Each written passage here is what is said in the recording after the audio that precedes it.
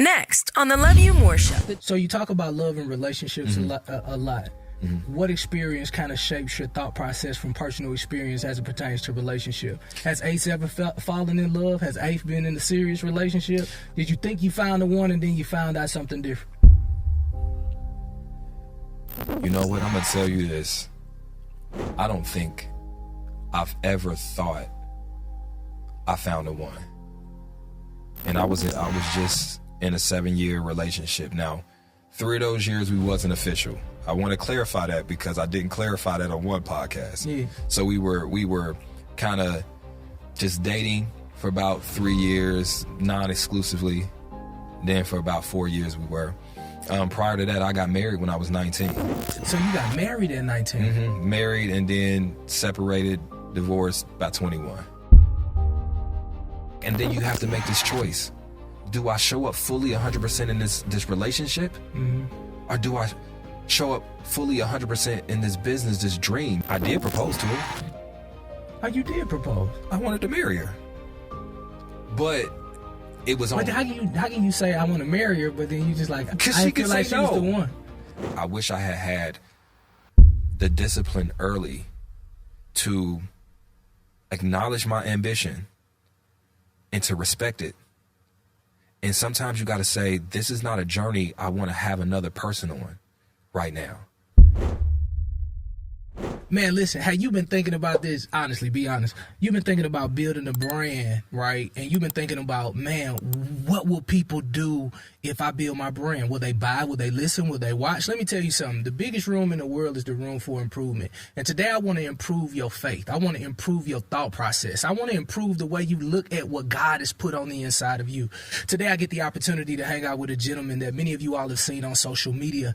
But I think many times we see all of the massive success and we see how people are moving. But sometimes we don't know how when people get that little prick from God, like, hey, move in this direction, or hey, we're going to build this thing out. For me, I kind of understand because I've always been a builder. But to those builders out there who are just like me, there's always room for improvement. And for those of you who've been starting and stopping and starting, man, let me tell you something. Sometimes you just got to hear a dynamic testimony to get you out of the blocks and get in the race. Today, I get an opportunity to hang out with a man who's literally built a brand that has become a household name, not only in the African-American community, but in communities at large. I'm so thankful that he's also a Midwest boy. Come on. Yes, you know I'm from St. Louis, Missouri, and of course he's from Ohio. I'm grateful today to have an in-depth conversation with the one and only Ace Metaphor. What's going on, Chef? Appreciate it. Hey, that intro was fire. Man, thank you. I was looking, I'm like, man, dude, where is he reading that? That was actually pretty good. Man, no doubt, man. Yeah.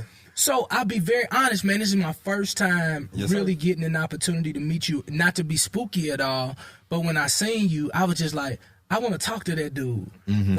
Like because the reason why I wanted to talk to you is because I felt like I seen small versions of myself, but just a guy who had a lot more runway to step out on faith.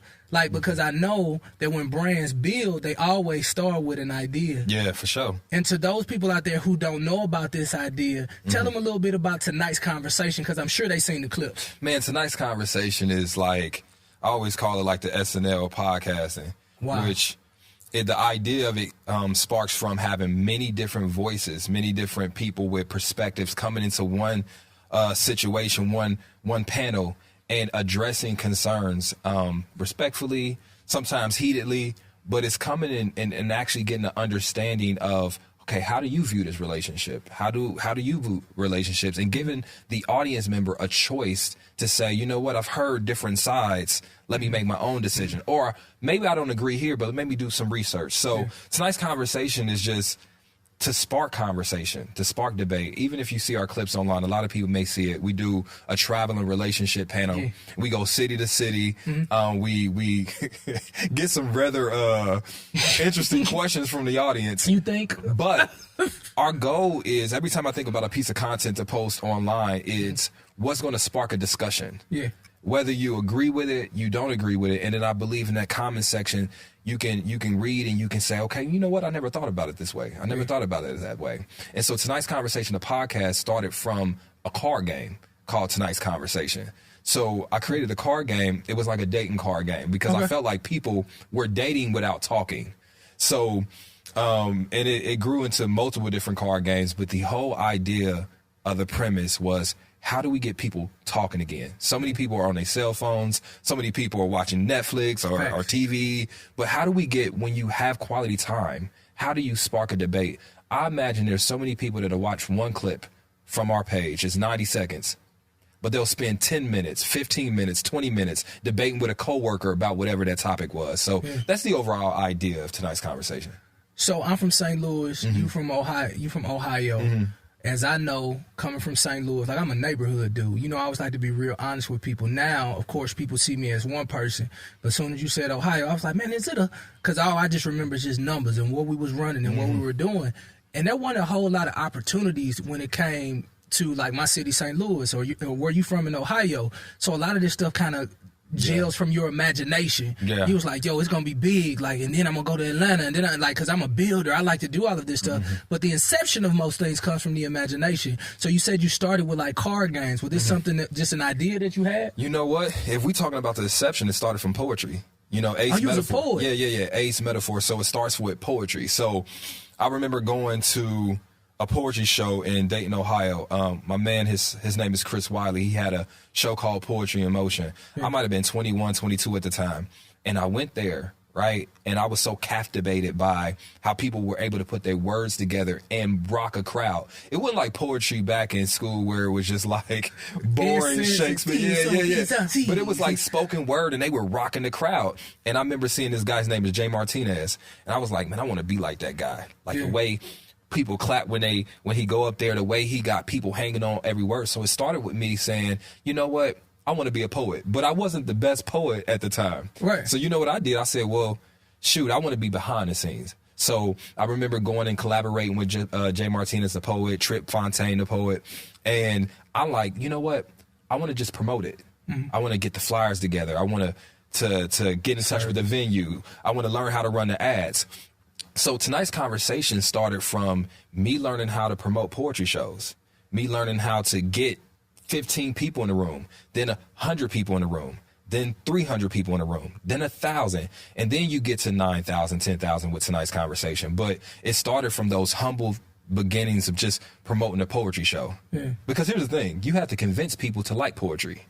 Facts. You know what I'm saying? And then come to spend money. Such a niche. Yeah. And and then spending money? Spending money on it. And then, because you got, if anybody familiar with the poetry scene, $15 is a lot for people sometimes to pay for poetry. But we ended up getting people to pay $50, $60, $70 for poetry, because it was, hey, how do I give you an experience surrounding the poetry? Just like tonight's conversation now, like, at its core, it's just a panel talking about relationships at its core.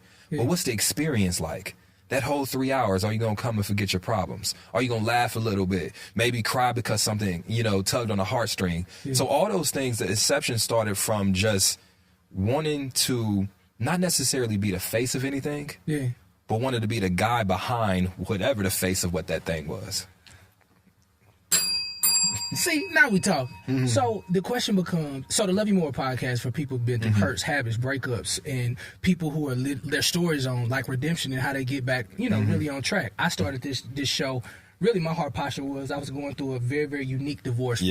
It's a lot of public stuff going on, and I just realized that there was no real authentic message out there to help people through these very unique moments. So as we, like, dang near to episode 70, I've learned so much that wasn't available, and so many people like, man, I really needed that. So many couples who have decided to stay together. Mainly, the reason why I sucked at uncoupling is because I did not see it. So I was adopted. My mother and father it's from the hood, but it was like the Cosby Show. My mom and dad loved each other. So I was a terrible conflict guy. I was like, you're not supposed to have conflict. Like, what are you doing? Like, I don't argue. My mom never said things like this.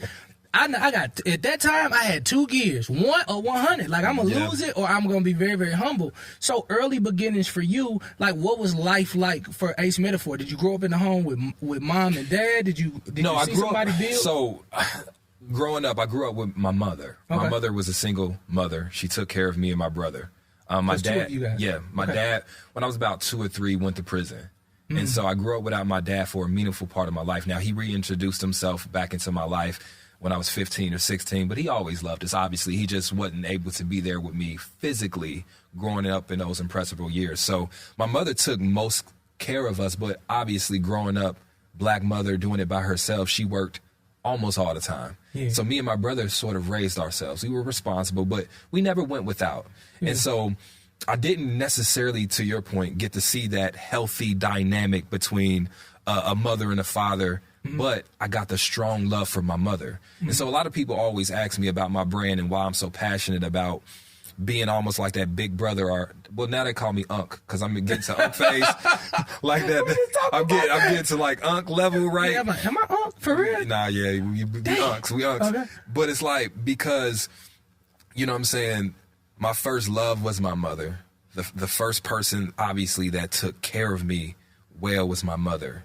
And I was raised by a village of strong black women, whether it was my grandma, my aunts, my older cousins, my mother. So I've always had that affinity to make sure that you do right by them. So even when it's influencing how I view relationships, the type of advice I give, it's always with that lens of knowing that, hey, listen, I may have not seen healthy interaction between a man and a woman growing up, but I know the value of one because I understand how valuable a woman is, even outside of a romantic relationship. You know what I'm saying? So having quality relationships with women was something that shaped me to who I am now. Indeed. So do you have children? I don't have no kids. No kids. Okay. And you know, that's something I didn't think was going like everybody when I was growing up, because my dad, he got a bunch of kids. Yeah, but, you know how your mother be like, you know what, your papa was a roast though, you gonna be one too. But actually, that's something that I've always been really careful about. You know what I'm saying? I wanted to wait until I got married to have children. And unfortunately, I ain't met the right woman just yet. You know what I'm saying? But honestly, that's not because of not meeting the right woman in sense like she's the right woman like for somebody else. But like in different moments in my life, I just haven't been prepared to receive that. You know what I'm saying? I'm following my mission, my goals. So I've been like really head down on that. So I haven't stopped to take a break to have children. And fortunately, I haven't had it accidentally. So I've gotten to 36 without them.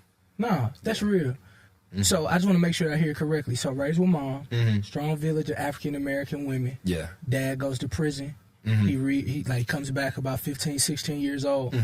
What attitude do you have towards dad at 15 to 16 now that you've had so much time apart? Terrible attitude. Terrible attitude towards dad. Yeah. You know, growing up, you know, I was under the impression that I had a different father. Really? Yes, I'm named after a different man.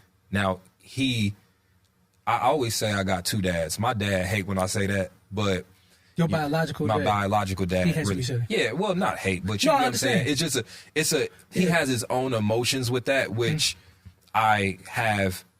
My dad died, my other dad died, like that was in my head, my dad. Right. You get what I'm saying? And so when did he pass? Was it after he got out of prison? Well, he went to jail too. Okay. So my other dad went to jail when I was probably about eight or nine ish, 8 or 9, and he got back out when I was maybe about 15 as well. About the same time. Yeah, and so once my biological dad came back in my life, it was just difficult because I already had this pre-existing idea. No, I already have a father. You get what I'm saying? And then I grew up Jehovah's Witness, so. You know, you dealing with the idea of, okay, and you're not a witness, so you're worldly.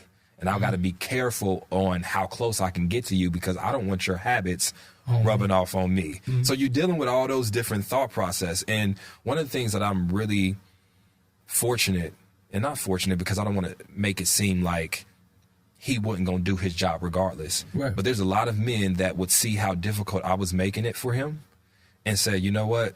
Wash my hands of it. Wash my hands of it. Yeah. Hey, listen, I'm going to pay this little child support, but he stuck with it. You know what I'm saying? And it was difficult because I had to, address that anger I had for you not being there for all the moments that you should have been there.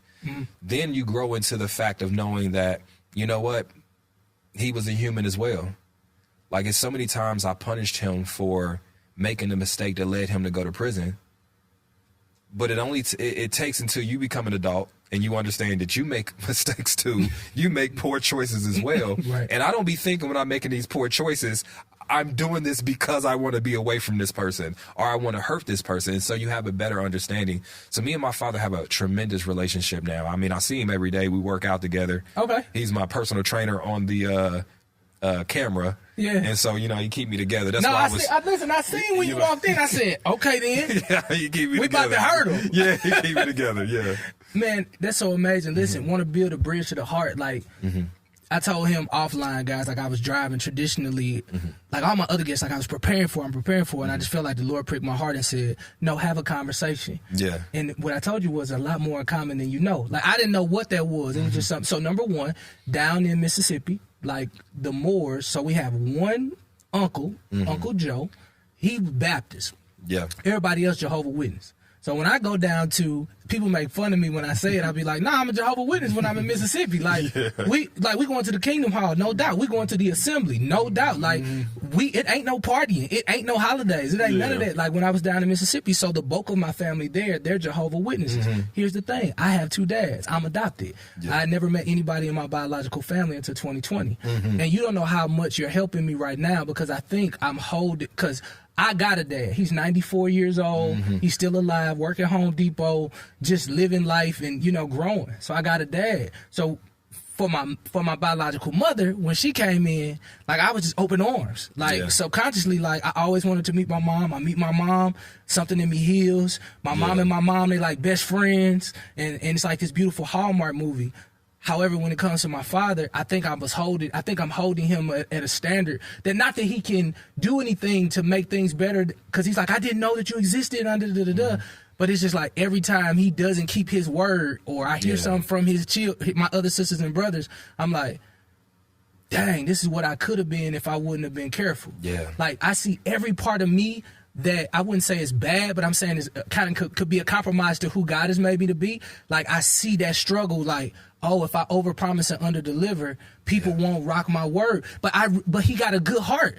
He just didn't make it to the party because he had an excuse. So now I do my best to be on time. Because now that I see the manifestation of what it looks like to let somebody down, and so when you're going through this juggle of this is my blood, but this is my nature. You know, this is who I was raised with. Yeah. So it's so crazy that you say that because I just was on the phone with family members and I was talking about how this Huxtable family that I grew up in versus the family that I actually came from, it's just really difficult for me to navigate those waters for me. Hey, family, Willie Moore Jr., sorry for interrupting this amazing episode. Here's the thing. I know that you have a brand and that you want to partner with an audience that's actually moving in the right direction, that's engaging, and of course, really can do some amazing things with spreading your word about what you're doing. Here's the thing. We haven't done this before, but I want to do this with you. I want to give you an opportunity to maybe hang out with us, partner with us, and be able to share your brand with this amazing audience. Many of you all know that I have a radio show,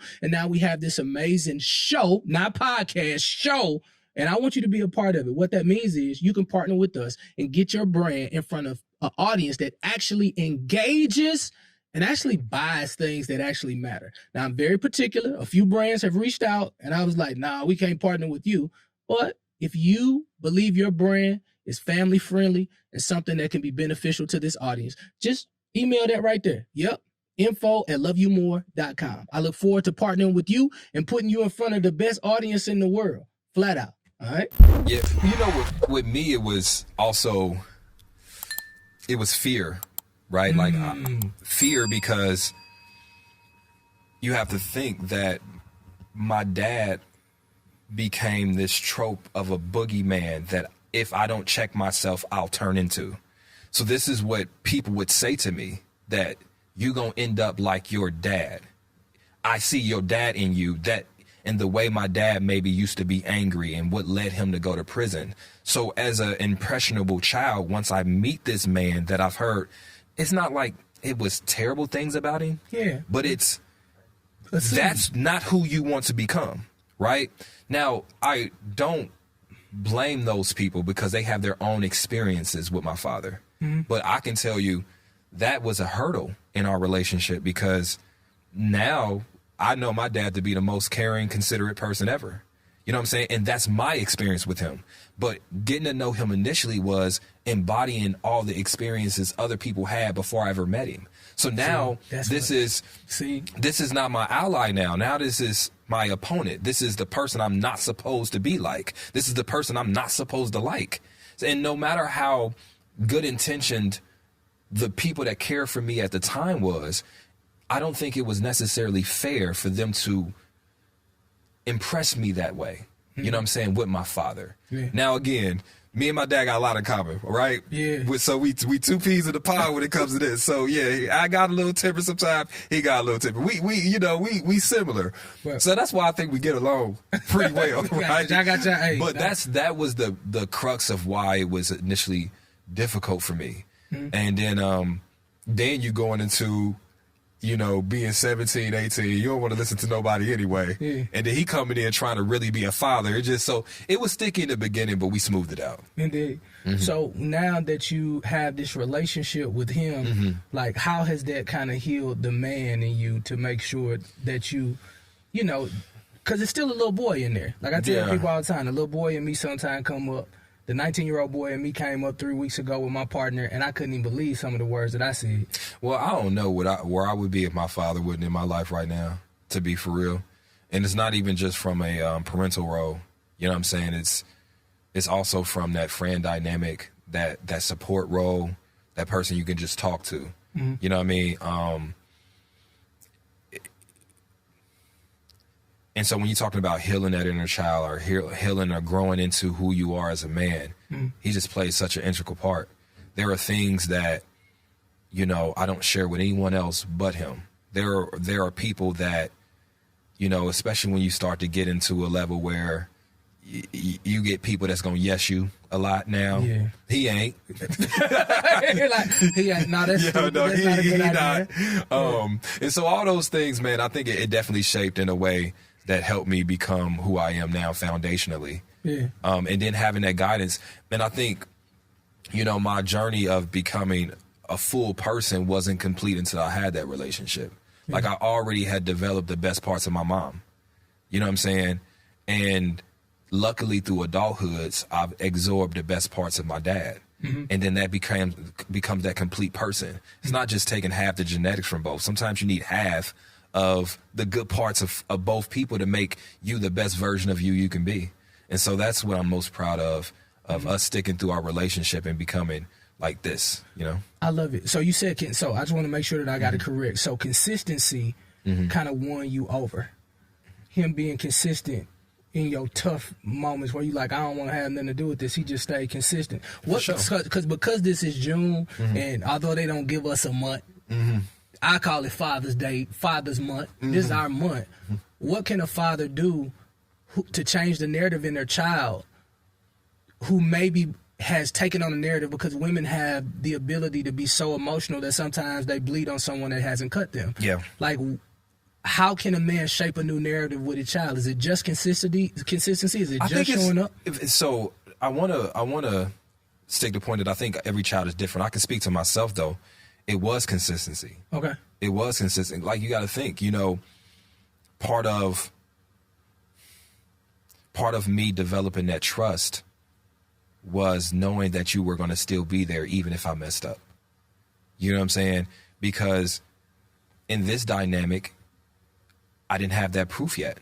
I knew my mom, no matter if we argued, no matter if she had to discipline me, no matter if I got a bad grade or not, no matter if I went off and did something I shouldn't have done, I know she's still going to be there. She's still going to love me. She's still going to protect me.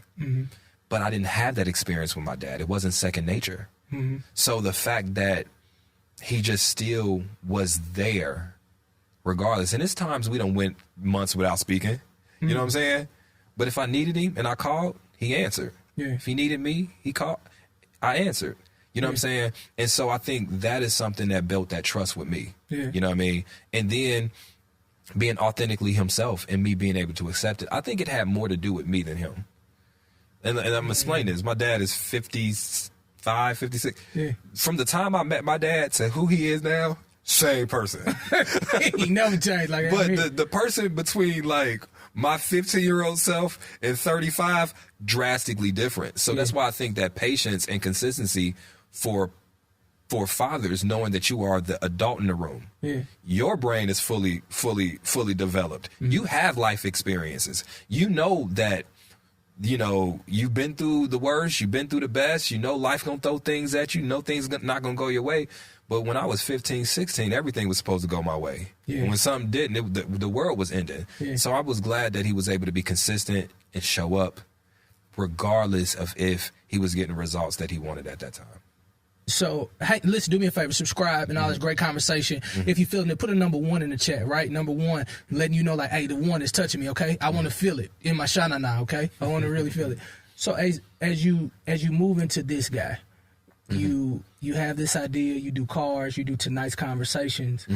How tough is it, having your background, how tough is it for you to trust? Are you one of those people who, like, I lead with 100% trust, and then you can break it down? Or are you that person that I don't trust nothing, and you have to build up your trust? Man, I got a lot of trust, and I don't even know if trust is the word I want to use. But when it comes to like being able to do good work, you know what I'm saying? Like, I got a lot of trust. And to your point, I think I'm similar to you, where it's like, I give you, now you got to work with something now. But I'm really big on professionalism, really big on showing up on time, really big on doing what you say you was going to do. And those are the things that I don't even know necessarily requires trust. It just requires you to be professional. So doing this space, as far as working with talent, venues, staff, it's more about, man, the trust of you being professional. I'm going to give you that, right? You know what I'm saying? I'm going to give you that you're going to show up. But, like, I show up, look, I've done over 400 shows probably. Ain't never been late to one. Never. Yeah. And that's the expectation I have of people. But other than that, as long as you're on time and you do your job, whether I trust you or not, that matters to me. Yeah. So you talk about love and relationships a lot. What experience kind of shapes your thought process from personal experience as it pertains to relationship? Has Ace ever fallen in love? Has Ace been in a serious relationship? Did you think you found the one and then you found out something different? You know what? I'm going to tell you this. I don't think I've ever thought I found the one. And I was just in a 7-year relationship. Now, 3 of those years we wasn't official. I want to clarify that because I didn't clarify that on one podcast. Yeah. So we were kind of just dating for about 3 years, non-exclusively. Then for about 4 years we were. Prior to that, I got married when I was 19. So you got married at 19? Married and then separated, divorced by 21. So... Wait a minute. So you 19 years old. It's a terrible decision. Listen, let me tell you this. It's a terrible decision. It was a terrible decision. It was terrible. Was it like a Jehovah Witness, like want to get married so you can? Yes, that thing. But it was a terrible decision. We lived together for about a year. Pretty much, though, I don't feel like I've ever felt I had the one. I don't know if I just haven't felt it yet because I haven't met the right person, but I've been in situations where I'm content. This can work for me, and it does work for me, but I don't know if I've ever had that overwhelming feeling that this person is the one. And I think it relates to what we were talking about earlier, is I had to get to a spot where I'm ready to receive the one. And I think because... when I was 19, I was too young, too immature, didn't have no business being in a relationship.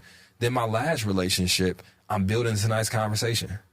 Like, and then you have to make this choice. Do I show up fully 100% in this relationship? Or do I show up fully 100% in this business, this dream, that if it don't work out, like, who am I outside of it? Like, I felt like my identity was defined more by this than her. So it's like, how can I choose? And so I wanted to make this relationship work, but I gave part-time effort, so it didn't. And so, yeah, could she have been the one? Probably. But was I in a space where I could genuinely take it to the next level because I had the mental availability to do that, and I wasn't. And so now what's crazy is, I didn't mention this in another podcast, and so I'm mentioning it now, is, I did propose to her. Oh, you did propose. I wanted to marry her. But it was on. But how can you say I want to marry her, but then you just like, because I she feel could like say she was no. the one. So what I mean is, and this is what I meant, I'm not saying that she wasn't the one. I'm saying I wasn't ready to receive it. By the time I was ready to receive her, by the time I was ready to make a commitment to her, it was too late. So I never really got to experience loving her fully, and I don't think she ever got to experience loving me fully. I had gotten to a space where it's like being in the game, man. Like you like, man, as soon as I get my money tight, as soon as I get this last drop, we gonna do this thing. Exactly. And it became tour after tour after tour. Let me just get one more. Then we really good. And I'm thinking I had time because I had that trust there. I'm thinking like, you know what? Summer of 24, we up. And she was asking about it. And you know, I'm like, I don't want to tip her off, man. So I'm giving little vague stuff like, nah, soon. Yeah. And in my mind, I had it. But then it goes back to what I was talking about. Like, by the time I got ready, she was done. And that's something that I always try to warn men about. That's why it's like, I wish I had the discipline early to acknowledge my ambition and to respect it. And sometimes you got to say, this is not a journey I want to have another person on right now. It's not fair. And sometimes you got to look that person in the face and tell them, and I don't believe you. Like, this person can look in your face like, yo, I met you as Ace Metaphor. I know you do shows. I'm attracted to your ambition. I'ma always be there. But sometimes you got to be like, I know you think you gonna sign up for this, but this shit is but crazy. It's different. It's different. Crazy. And sometimes you got to have the discipline to say, it's not whether or not she or that person is willing to accept the halfness. It's do they deserve it? And I don't think she deserved the half part of me. Meaning she deserved the full part. And it's like salty for me because I say this often. I said, and not that I'm saying this about her, because I don't want no other prospective woman thinking that. Understand. But I mean on the side of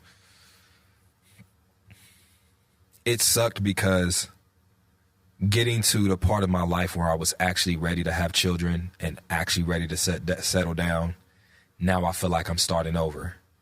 Like I'm actually in a position where I can pick my schedule. I'm actually in a position where, you know, I got passive income and actually in a position where, you know, I can travel if I want to, and I got babysitter money because I know people be acting funny about that. Yeah. Like I'm actually in a position to really, and then it's like, damn, all of what I was working to get, the working, I think contributed to me losing it. Yeah. And that's something that's, you know, that it stings a little bit. It stings. So she's not available anymore. Well, you know, a lot has transpired. You know, since her, it's been a lot of stuff. No, it's not even just that. It's you know, a lot has transpired since. I'm telling you how I felt then. Okay, yeah. I'm not telling you how I feel now. No, I get it. Then I was ready. Emotion, and they'd be like, "Oh, you feel that way." And I would tell you, won't nothing teach you about a person.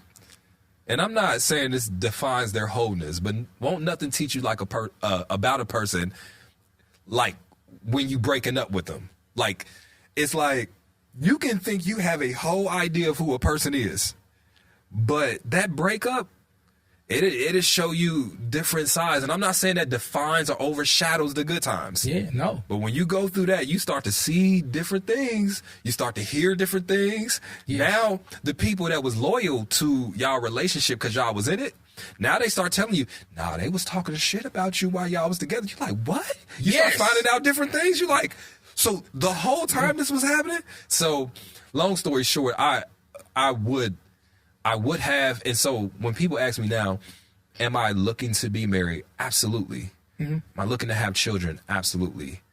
And for the first time in my life, I actually feel ready.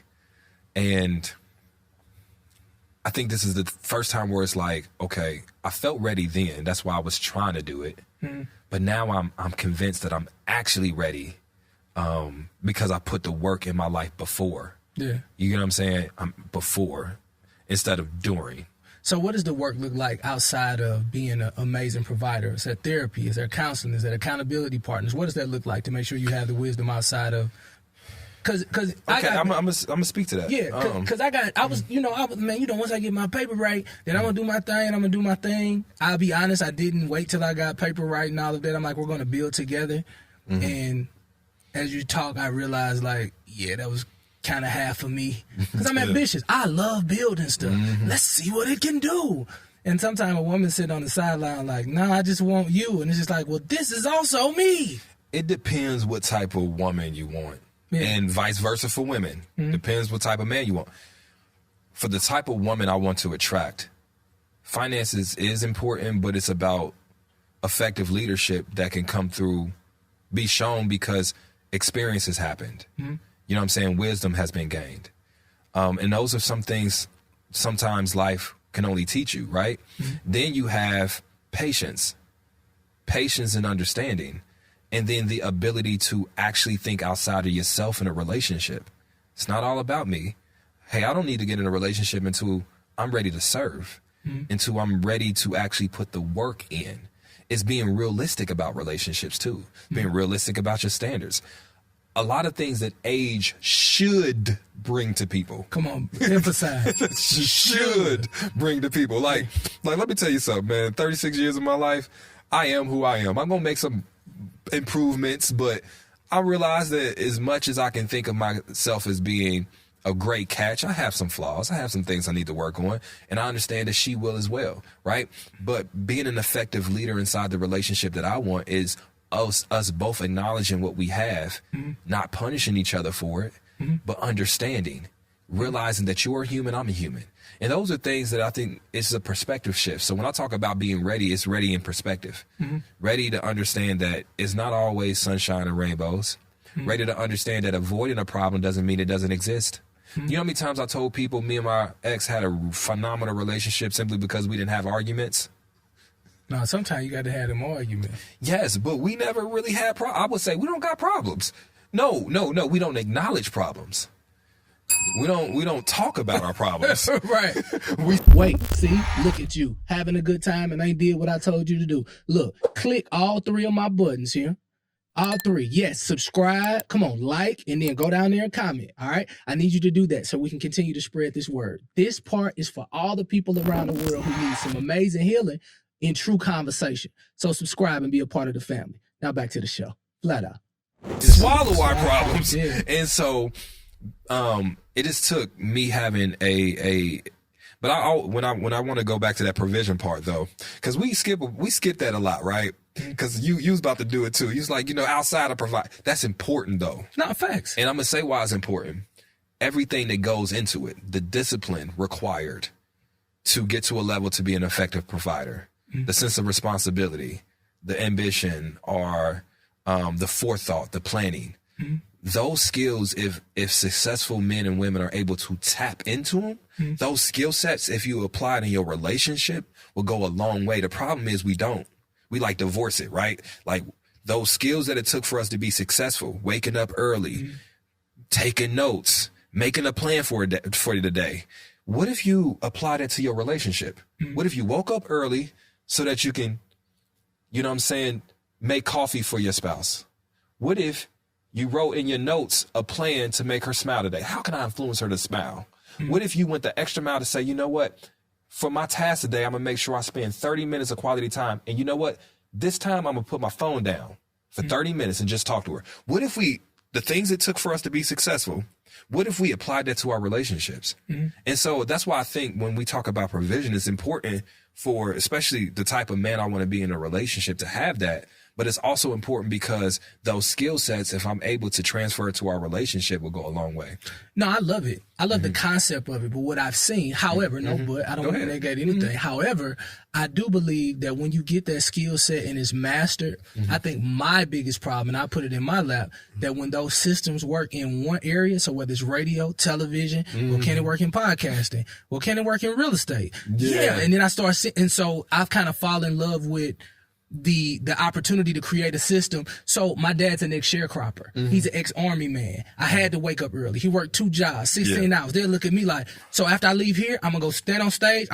We gonna come back here and I'm gonna start editing. It's time to go. Yeah. So I'm gonna rev up. And then for me, I never seen my father do the same thing for home. So a lot of men are standing on the principle of, I'm the greatest provider. And they don't take that system and put it in there, just number one, because it hasn't been seen. And number one, it hasn't been verbalized the way you just did it, which was profound.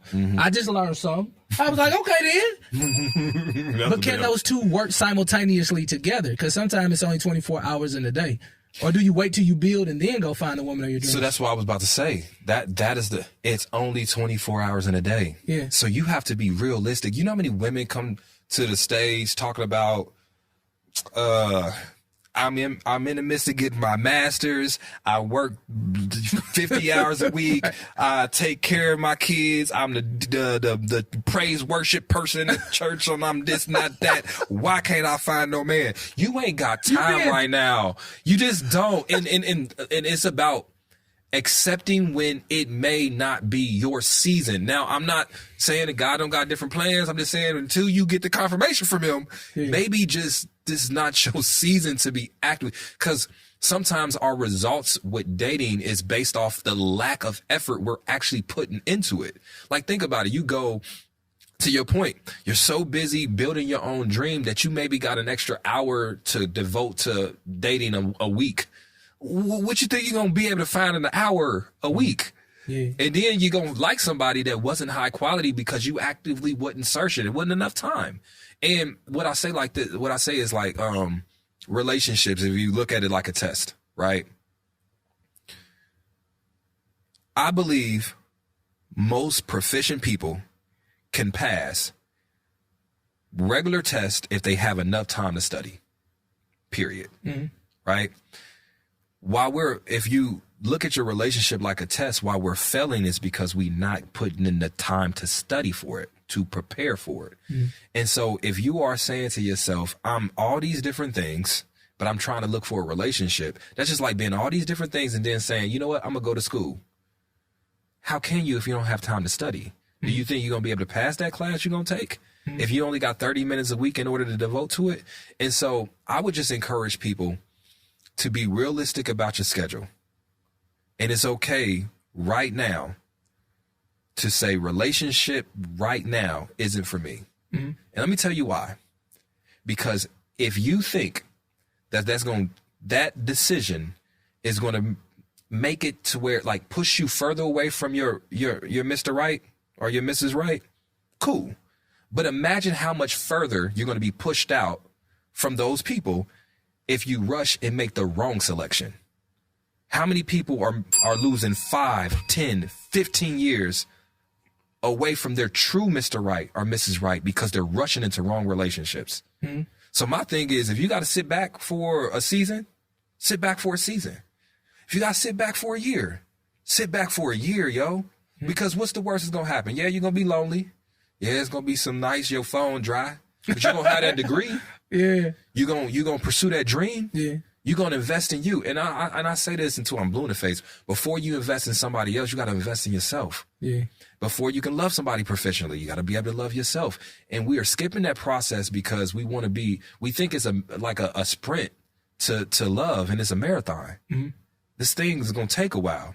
So just chill. And I wish I would have done it. That's why I talked in that. And that's like, my bad. I get talking if you done got me going. No, you good. We won it. But like, if I could go back and speak to myself, that's what it would have been. Like, I don't have many like things that I would go back and redo because I'm proud of who I am now. And sometimes you got to go through something to go through something.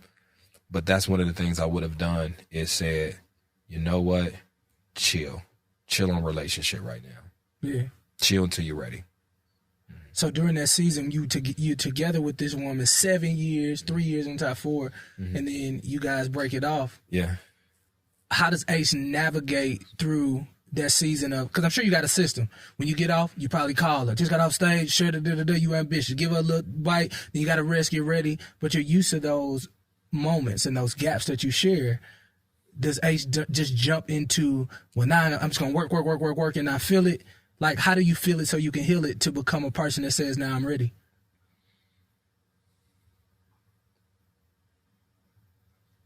We cheated the system. Like, I didn't clean break, which I should have. So there was still enough interaction to not have that initial miss. Mm-hmm. And again, if I can go back, I wouldn't have done that. And it's amazing because people always be like, well, you give such great relationship advice. Well, taking it is harder than you think. Like, golly. This medicine for me. mean, golly. Like, I'm human too. People be like, do you practice what you preach? Sometimes, I don't know. Like, I'm human. I make mistakes. Yeah, I mean, I wish I could do. I mean, I know how to teach the book, but like, that's one of the things. I don't know if I can live the whole book. I mean, because it's like, reality is different. Like, there, you know. And so, like, I remember always telling people, like, you know, you broke up for a reason, you blah, blah, blah, blah. But in my heart, like, I'm like, this is just a 2-week thing. And then it's like, it's just going to be, I just need to get some space. But no, so we continued to talk for a while. But once it was officially official, I was at peace with it. I didn't have to feel it with anything differently. I was at peace. Like, I had accepted that I did everything that I could do in order to try to reconcile the relationship. There was nothing more I could do. Yeah. And so when there's nothing more you can do, you're at peace with that portion of it. Now, as far as like, what did I do in order to cope with it? By that time, you know, I had learned how to take my, like, I go to the game down the street by myself. I go to concerts by myself. I go to the bar, put on my earphones, watch little YouTube videos by myself. The one thing I've never really had a problem with was being by myself, but I can be honest with you. I'm gonna be honest with you on this couch. Now listen, I know this probably, you know, faith inspired, so I'm not going to, I'm keep it. You solid. We could. The hardest part has been sometimes the lack of touch. Yeah. Like, it's not that I miss, like, I'm empty from not having people to talk to, because I have people to talk to. It's not that I'm empty for, like, you know, that relationship intimacy. That's cool. But for me, in the way I receive love, just being touched, holding, being held, the physical nature of it, sometimes that's difficult. There's times, you know, you go weeks and months without feeling like a meaningful touch from the opposite sex. For me, was tough. And then now I'm to That's that. wrong. Thank you for sharing. Huh? Thank you for sharing it. Yeah, it is. That's real. It is like, and I'm not like a pursuer. Like, I'm not in a space where I'm going out trying to meet girls. And, you know, when dudes call you, like, yeah, we going out. I'm like, ain't nothing exciting about that. And not because I'm not interested in or I'm not ready to be in relationship or pursuit of relationship, but I think I'm in that space where it's like, how do I put this? And I want to say this very carefully. I'm in that space where I'm careful about the energy I invite. Yeah, because I'm gonna be honest with you. I really haven't done a really good job of vetting the energy in my life the last few years. And I'm going to be honest with you. There are some very real consequences of not qualifying energy that deserves to be in your life. Yeah. And so without it being a relationship thing, like when I'm about to say this, it's going to seem like it's like I'm not healed from the heartbreak. No, that part at peace with. But there is just so many other things that has transpired in my life over the last year that make me say I'd rather miss a little bit of touch than to invite unwanted energy. And here's the thing. You can think you're sure about somebody's energy. And I always like compare it to, like, you know, the Trojan horse in the Greek story. Yeah. It's like people come into your house, you invite them in. And it's like, it ain't until you invite them in, you think this is this wonderful person, and then this energy just leaks out. And so I think I'm in a space right now where you know, I'm chilling. Yeah. And there's a although I want to fill my time coping with frivolous things that men do to fill their time, it's not worth the potential of unwanted energy in my life right now. You know what I mean? That makes sense. I'm on energy probation. What? I'm on energy probation, man. I can't do it. Like, I need to, listen, I am cool. Like, sometimes I'll be like, man, I got about 4 friends. That's enough right now. That's I'm 4 friends. I got a lady I kick it with. I'm cool, man. Yeah. Like, so I think that's growth too. So I didn't get a chance. So as I told you, man, super duper clean slate. I never took the time to get into anything that went on in your life. And I think God kind of guarded it and shielded it because I wanted to have a pure heart and motive towards it. However, I did get a chance to see a clip of things that happened to you in your childhood that I actually, have said publicly. I'm in a room full of dudes. We doing our thing, and I was like, when I was young, some things happened to me, and dudes are just in there just bawling out, crying. Like, bro, like I ain't never seen like a dude like you come out and just be so honest about, like, nah, man, this woman touched me when I was young. This person did this or what have you, and I was just so afraid to like tell and do all that other stuff. I realized later in my life that I had developed some really different sexual habits that didn't require, like, I ain't like no men or nothing like that, but I'm saying when it came to a woman, like she would be, I have all these crazy ideas. I'm a builder. And I realized that a lot of that stuff, I just had to submit that stuff to the Lord because my habit was like, oh, okay, cool. I'm an R&B singer. I can touch anybody I want. We got 200 people. Then you get married and it's just like, wait a minute, we can't touch nobody else? All right, cool. This is weird because I'm used to at least okay, I'm not going to touch nobody, but can I please talk to a lot of people? I just love their energy. And I had to learn through therapy, like, hey, man, that's not healthy for you, man. You got to be smart about it because this part is a gift. So when you look at yourself and seeing what God is building, what do you do now to make sure that you not necessarily protect yourself, but guard your heart from people who will come in and then spread evil lies? They'll misconstrue your words or what have you. Like what, like now you got to go back into the dating field because it's apparent that's the woman that you love. But then, if you want somebody, you got to trust God to give it. But now you got to look at it a little different. Like, so damn, what you here for? That's a $1 million question. Yeah. And I've been really meditating over the last few months about this. First thing I remember is that was that person and that person. No one else deserves the punishment for what this person or that person did. This is not a all women thing. This is that woman. This is an all men thing. It's that man. And so I've had to have that perspective of saying that, whatever beef I have with a certain person, whatever disagreement is between me and that person, it's unfair for me to now punish other people. However, it would be foolish for me not to learn a lesson.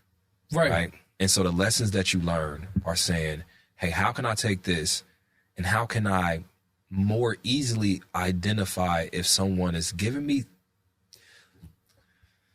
I'm going to say this, nothing that has happened to me recently is very shocking because there were signs. Exactly. And that is oftentimes the thread in my life is you can look back and say, there are points, whether it's a relationship, whether it's a friendship that went the wrong way, whether it's a business relationship, there was points where there was something that was tugging on your discernment. He says, nah, you know what I mean? Nah. Yeah. And so I think the biggest lesson that I'm taking right now is if there's a tug there, to listen to it, to respect it, to meet with that discernment. Hey, what are you seeing? Meet with it. You know what I'm saying? I like that. And we talk and we converse and we both make a decision on how we going to proceed going forward. Because when you keep just pushing it to the side, that's how you get into these situations. Because I'm going to tell you something. One thing people going to do, especially with ill intentions, they going to test. They're going to keep seeing how far they can get, right?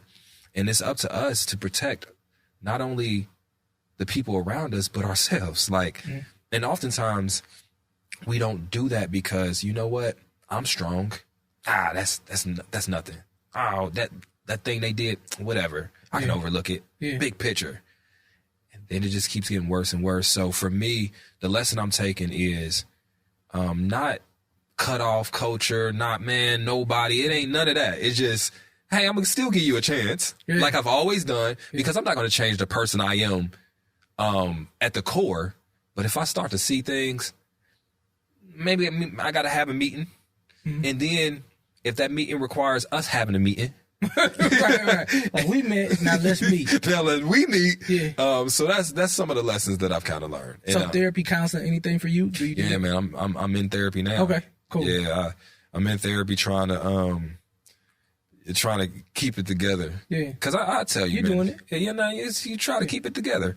Yeah. And even to go back to what you were talking about, as far as like some of my childhood abuse, like one of the things that, I mean, there's been a lot of ugliness around some of this stuff, but one of the things that I'm really grateful about is there were so many men that reached out to me, because people think it's super uncommon when I think it's more common than we know. Yes. You know, black boys grow up to be black men that don't want to talk about it because they fear how other black men gonna judge them. Mm-hmm. They fear how people gonna weaponize their story, how they gonna pervert it, how they gonna make it to something that it's not. Mm-hmm. You know, I stand here and I say, you know, in my childhood, I mean, you know,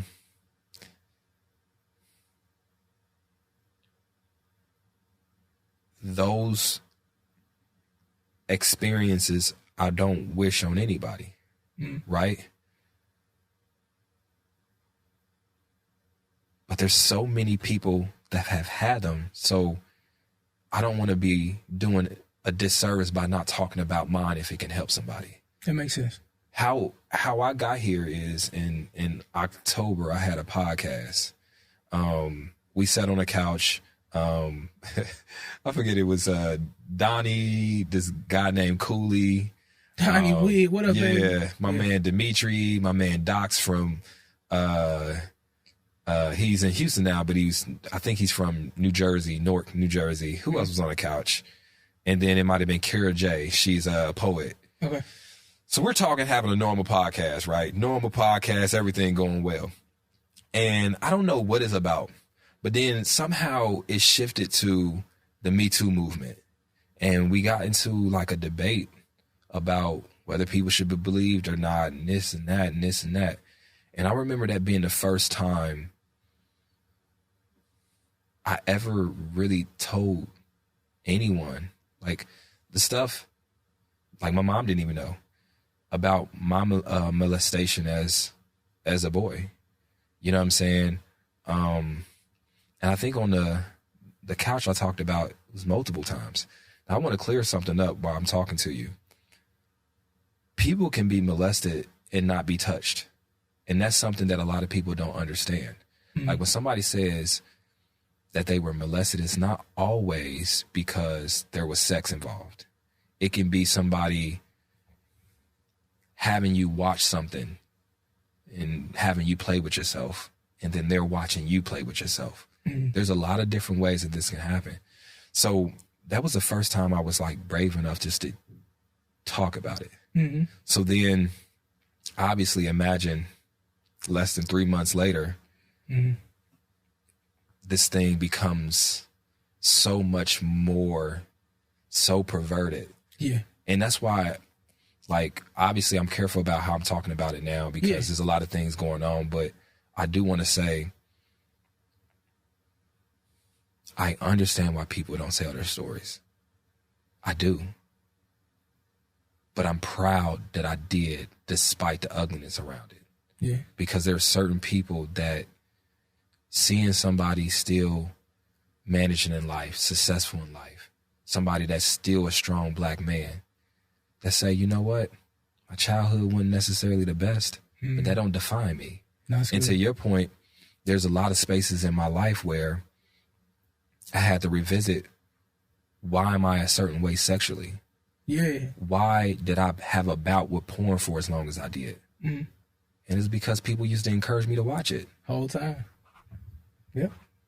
Whole time. It's like, and then those images get stuck in your head, and now you're expecting your relationships to mirror that, and it doesn't. I'm gonna tell you, I make this joke, and I'm gonna be careful here. And it's not a joke, but like I didn't really effectively learn how to have sex until I had to deprogram that. Facts. You know what I'm saying? And so there's just a lot of things that, you know, and I want to say this, like, because the last time I talked about this, I didn't like the way I came across. And I'm going to tell you why. Because two things. One,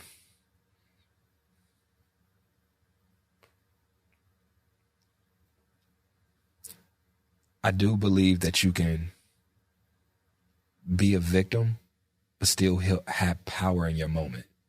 And right now, I want anybody that's watching to know that I have power in this moment because I've accepted, I've grown from, and I'm healing from, right? I had made a statement when I had this interview before, and I was like, I felt like my voice was taken from me. And that's one of the things that I regret, because it wasn't. Not at all. Somebody else speaking on your experience that don't know what the heck was going on and lying about it ain't taking your voice, right? Yeah. Your voice, no one can ever take. And right now, I'm glad I'm using it to bring awareness to that. Yeah. I wish, let me tell you this, I wish as a child, I was open with my mother. Because if I was, she wouldn't have had to hear about this stuff through the internet. I wish I was open with my mother and she could have protected me. But I wasn't. I was scared. And if I could go back right now and talk to my younger self, it'd be trust those people that's in your corner. Yeah. You know what I'm saying?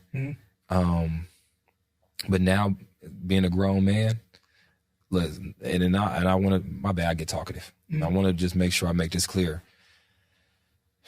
To your point, I think you made it clear. Nothing about that made me ever question my sexuality. Ever.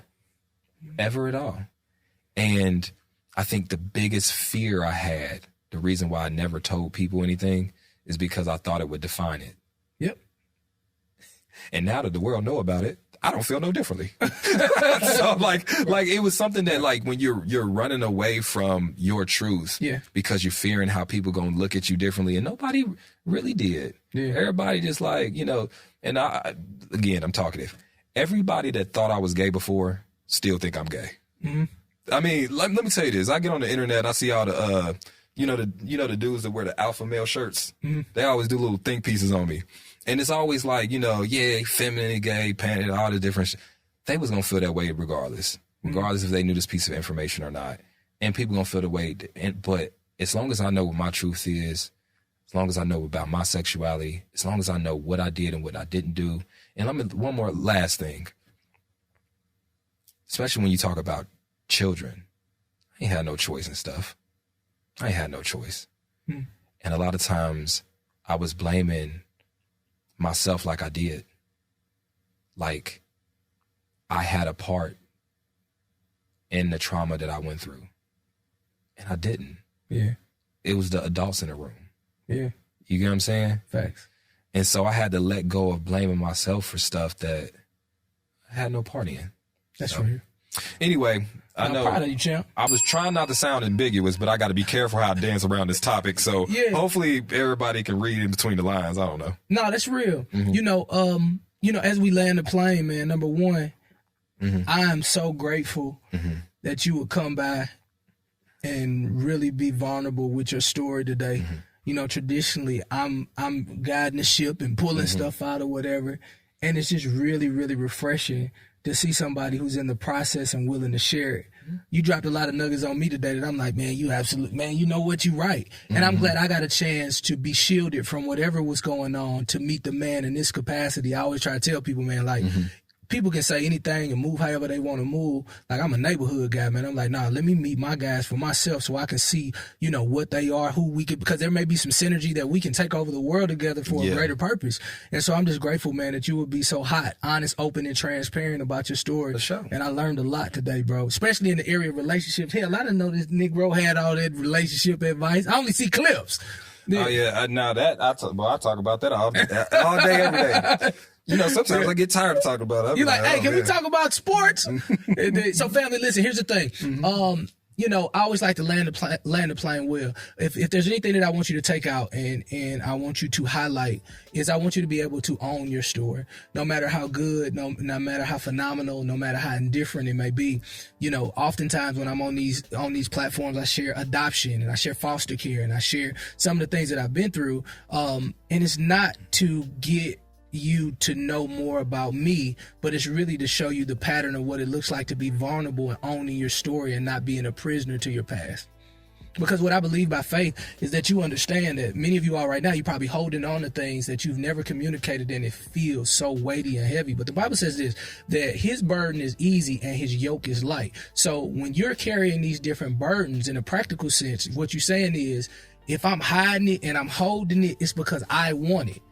But if you open up and you give it away, you realize I don't have to carry this no more. You can carry it however you want to carry it, but I have to get this thing off of me. Now, here's the catch-22. The moment that you do that, you get an opportunity to be free. Your hand opens up, your neurons and your dendrites start thinking about these amazing ideas, and then you're open to new possibilities. I feel like your story needs to be given because you've been stuck for a while. And stuck don't feel good. You've been seeing people move in so many amazing directions and you're like, man, I just feel stuck. I'm meandering in the maze of mediocrity. You've been doing this for so long. You probably think to yourself, man, listen, this is just the way life has to be. But there's young people and people in your inner circle who needs to hear your story. Because this is the one thing I understand. Once they know what you've been through, then they can handle you different. Mm-hmm. Funny story. It's a guy, he's in New York. He's on the subway. And it's these two little kids jumping around.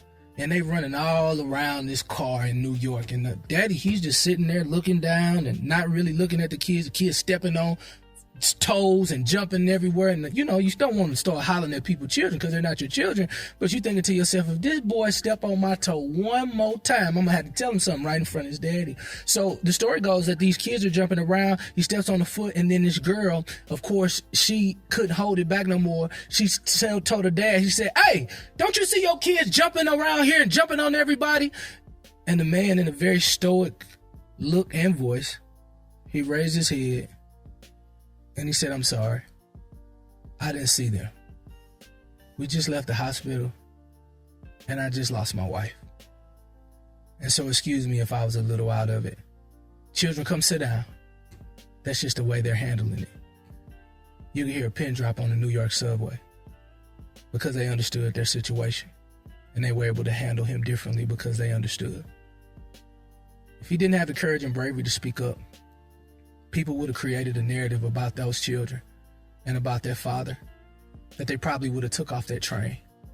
But instead, they drew strength, they drew sympathy, and they began to help him.